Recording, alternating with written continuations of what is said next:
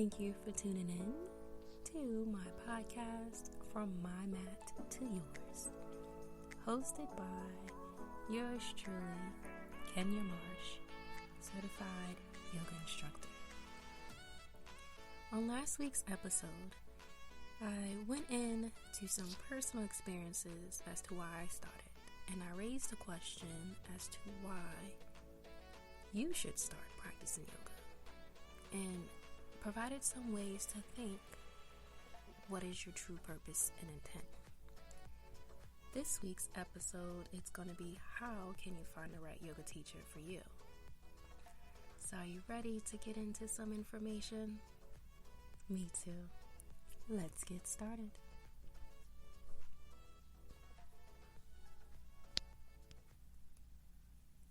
I'm often asked by new yoga students or those who want to start practicing yoga how to find a good yoga teacher.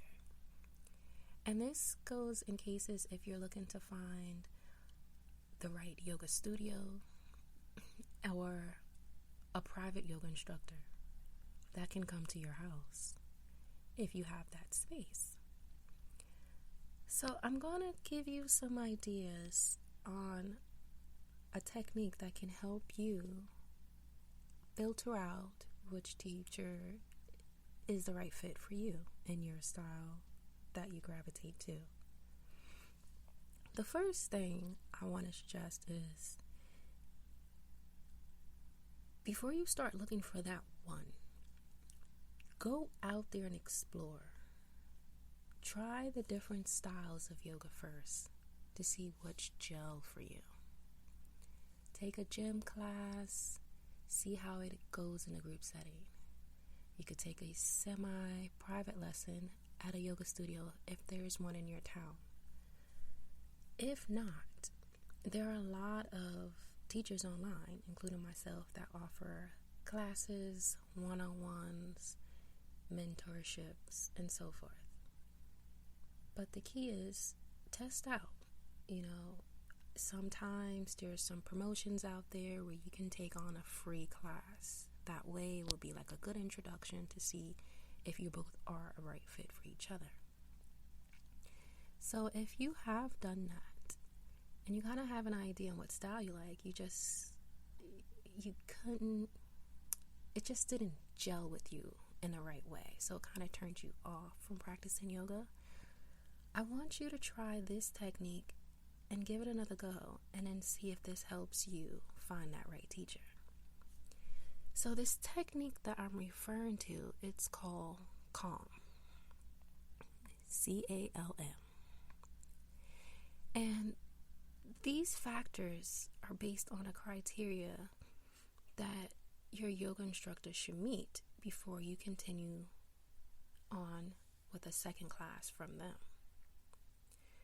CALM gets its name from four main factors. The first being communication, next is assist, another is listen, and last is modification. For the right yoga teacher, you should be answering with a yes to all four factors. Let's talk about communication. The questions you want to ask yourself and make a mental note of in the communication factor would be these questions. Does your yoga teacher talk to you or at you? Does your yoga teacher address you and other students in a matter of mutual respect? Can you ask a question during class time? Does your teacher show you compassion as well as towards other students? Does your yoga teacher take the time to lead you through a guided meditation or relaxation afterwards? So those are just some questions together, and you can come up with a few of your own. Ideally, in a communication factor, you just want to know is, do you have that communication? Do you feel open to ask a question?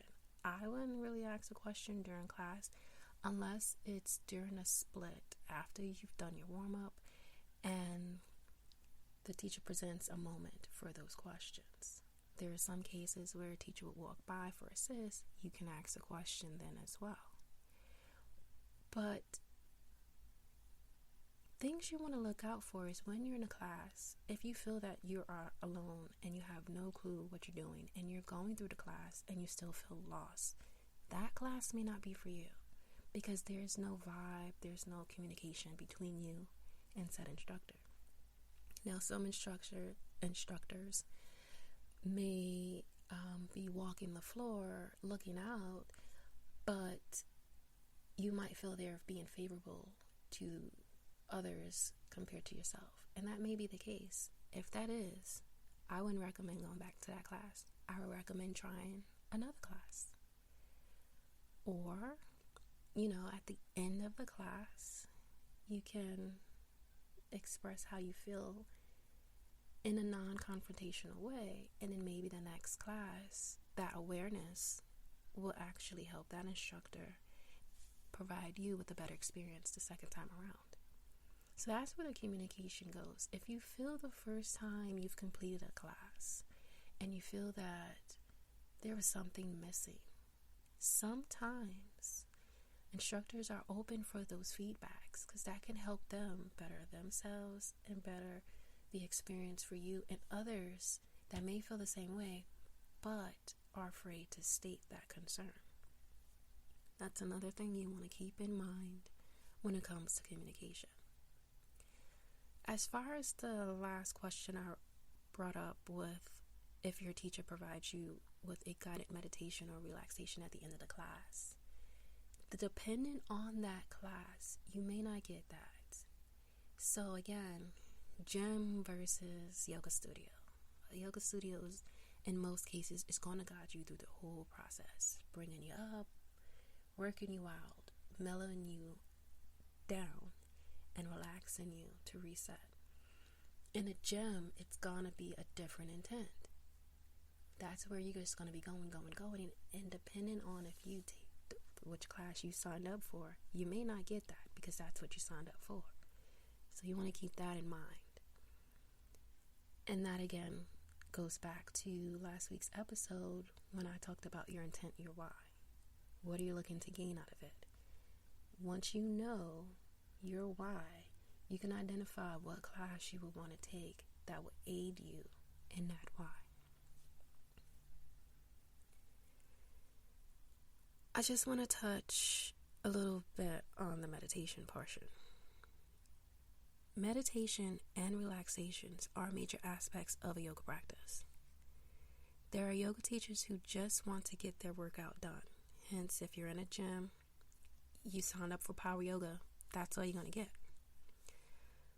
But you want to beware of yoga teachers who are just so important that they feel they don't have that time for you. So say if you have that concern and you waited for the class to complete and you see there's like a little window of opportunity where you can approach the instructor and just ask a general concern or address a general concern, and you get cut off. I wouldn't go back and practice with that person. I would find someone else who would actually make the time to have a conversation with you. So you want to keep that in mind. Some students love this, where the teacher's just cut and dry, in and out, and that's it. But some don't. So the key I want you to take from the communication is that you want to be able to pick a yoga teacher where you feel comfortable that if you have a genuine concern, you feel comfortable getting the answers you seek without feeling talked down to, without feeling being treated like a child. You want that mutual respect. You provide them the utmost respect and you get the same back in return. And it should be a two-way street, a two-way communication channel. That's what I want you to take away from the communication factor. So if you found someone that do that, that is that one yes that you have a good teacher. The next factor we're going to talk about is assist. Some key questions you want to make a mental note of are, does your yoga teacher care about your form? Will your teacher give you a verbal or physical assist during your yoga class? Are props encouraged in your yoga classes? See, some students never have major problems with alignment, and some do.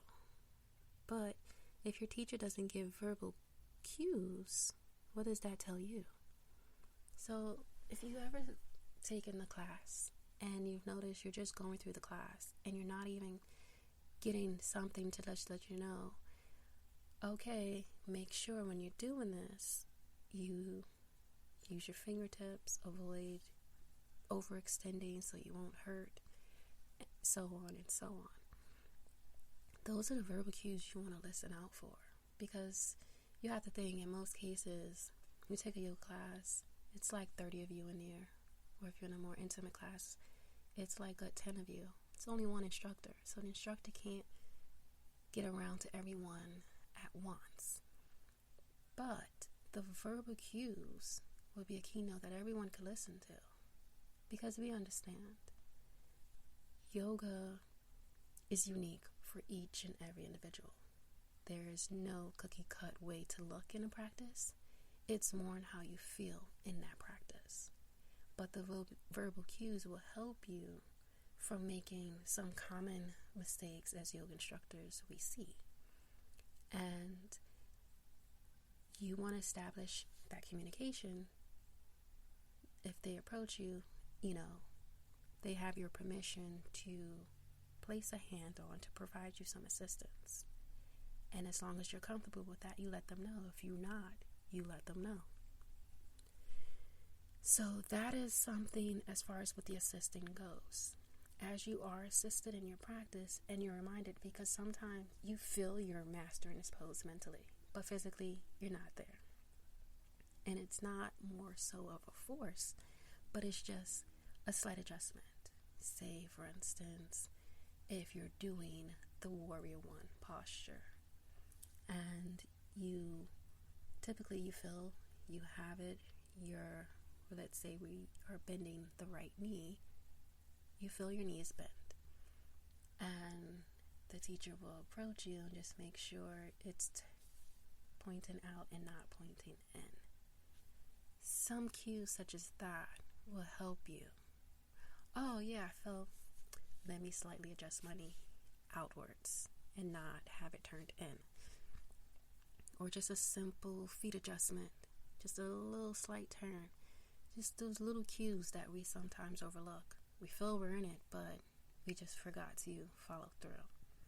So you want to make sure that you are in a space with a yoga teacher that is, if they're not physically assisting you, they're at least providing you those verbal reminders on how to adjust. Because the key is the verbal reminders, the more you hear it, the more you remember to make those corrections. So if you're at home, you would remember how to safely practice at home. And this goes both ways. If you're not in a studio and you have a private yoga teacher that comes to your home, that they're providing you the physical or verbal cues.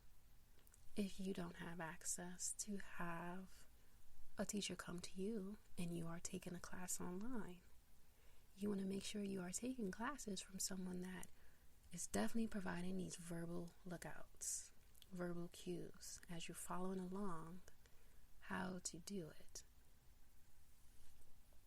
The next one we're going to touch on is the listening factor. So with the listening factor, these questions you want to bring up in your mind. Does your yoga teacher take the time to listen to your feedback? Is your yoga teacher in the moment with the class? See, once in a while, there's a yoga instructor who runs the It's All About Me show. Look at me, watch me do this, and go for it. Not all teachers are like that. Most teachers care about you and your progress and what are you looking to get out of it.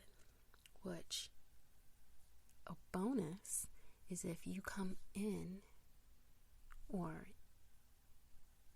you've established with your private yoga instructor your why. What are you looking to gain? What is your intent? That is going to help you. You're going to see more of the benefits, and I would recommend, with a private instructor or with a semi-private class. Private, it would be like one-on-one. Semi-private would be like, I would say like 2 to 5 max students. It's more of an intimate settings. And I'm more of an advocate for the intimate settings if you're looking to progress and seek progress and get that attention that you need to get you started on the right foot. The group classes are great if you kind of got a hang of it and you want to dive into something new. But as a beginner, I would look in more to that private one, that one that could introduce you to creating your workshop in your home. But you feel, even though that yoga teacher is on the computer, you feel as if they're right next to you. That is the key of having a good teacher. You feel that connection, even though you're not in the same physical location, but the answers you're thinking of is being addressed. You get the awareness that you need to gradually have that form, and it makes you come back for more and more. That's where you know you're getting into having that right yoga teacher. That one is focusing on you, focusing on your progress, focusing on helping you grow.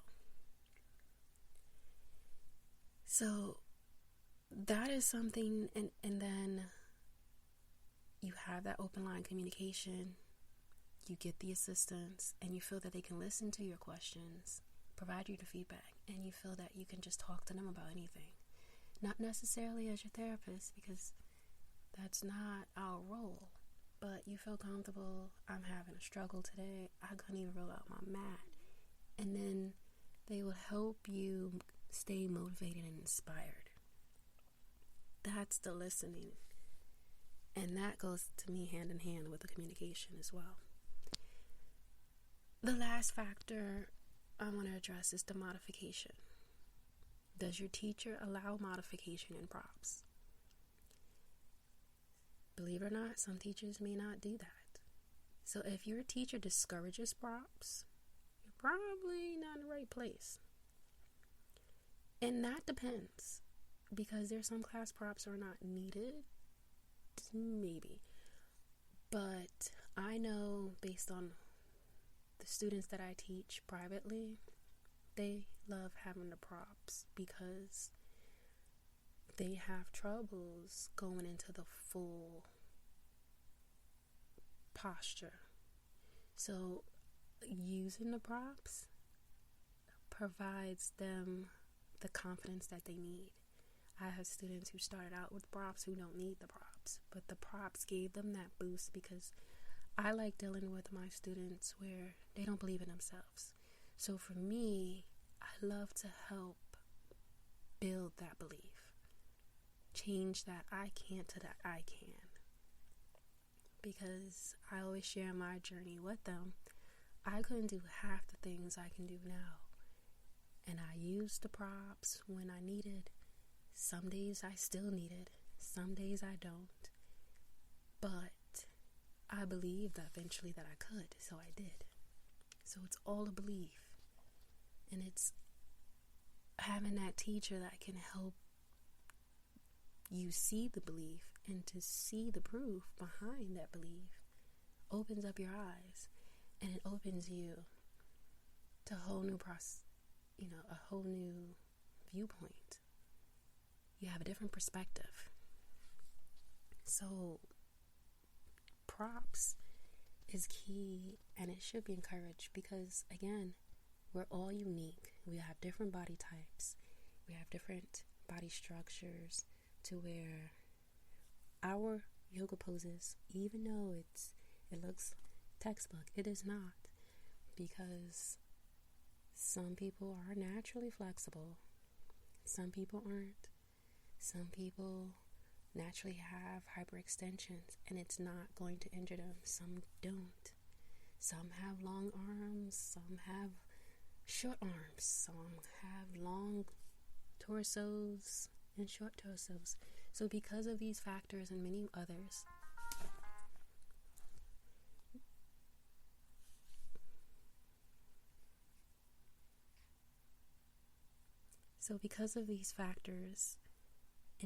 others, you don't have those problems if you use props, because having the use of props actually provides you a window of opportunity to achieve the pose that works for you. And we'll save that for another episode when we get more onto props.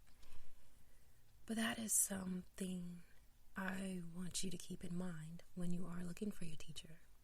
So to summarize this, if I could, when you're looking for a yoga teacher, make sure you're practicing that calm method. The communication, is it there? Two-way street? Are you getting the assistance you need, verbally or physically, or both? Do you feel that they're listening to you, and are you listening to them? That's a two-way street as well. Modification, do they encourage you to, if it's not working this way, to try a different way? You want to find that teacher that encourages you and inspires you, pushes you, but not press you. So use your instinct, use your gut, and allow that to guide you. And if you feel that you have that connection, because you can feel that energy when you step in, you can see it, you can feel it even if it's not there. It's a connection. You would know if you tune in. Then you know you have picked a good teacher that will meet your needs. If you have any question about what we discussed in today's podcast, definitely shoot me an email at info@simplyfitandcurvy.com. I appreciate you tuning in. I did not know I would just be going off, but this is something I wanted to really talk about to help you on your journey on finding your teacher, whether it's for home or outside the home. You want to at least know this method applies to both.